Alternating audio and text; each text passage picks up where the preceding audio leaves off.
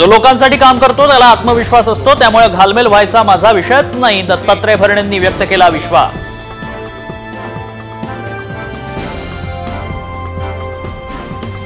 शेवगाव पाथर्डी विधानसभा मतदारसंघातून भाजप आमदार मोनिका राजळे यांना मोठा धक्का। विधानसभा निवडणुकीच्या तोंडावर मोनिका राजळेंना स्वपक्षातूनच मोठा विरोध। कोल्हापुरातील 6 जागांवर ठाकरे गटाचा दावा। राधानगरी, शिरोळ, शाहूवाडी, कोल्हापूर उत्तर, हातकणंगले, चंदगड लढवण्याची ठाकरे गटाची तयारी।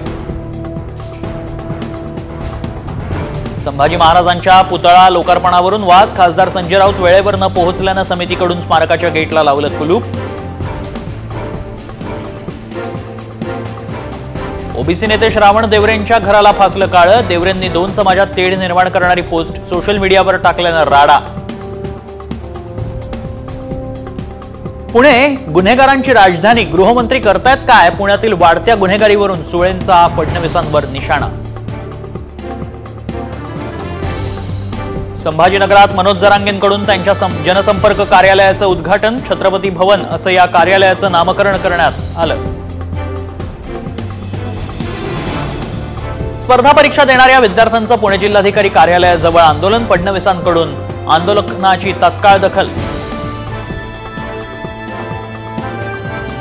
देवेंद्र फडणवीसांच्या विरोधात राज्य निवडणूक आयोगाकडे तक्रार। वोट जिहाद असा शब्द वापरल्याविरोधात काँग्रेसची तक्रार। लोकांना आता बदल पाहिजे, जे धोरण काँग्रेसचं होतं तेच धोरण शेतकऱ्यांच्या बाबतीत भाजपचं आहे। बच्चू कडूंची सरकारवर टीका।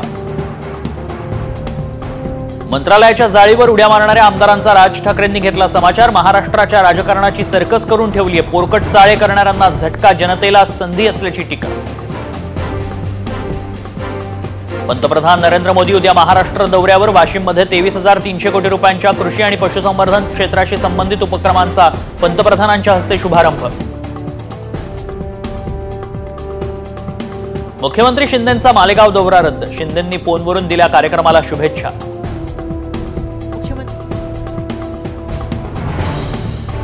राहुल गांधींच्या विमानात तांत्रिक बिघाड झाल्यानं आजचा कोल्हापूर दौरा रद्द। उद्या सकाळी होणार कार्यक्रम।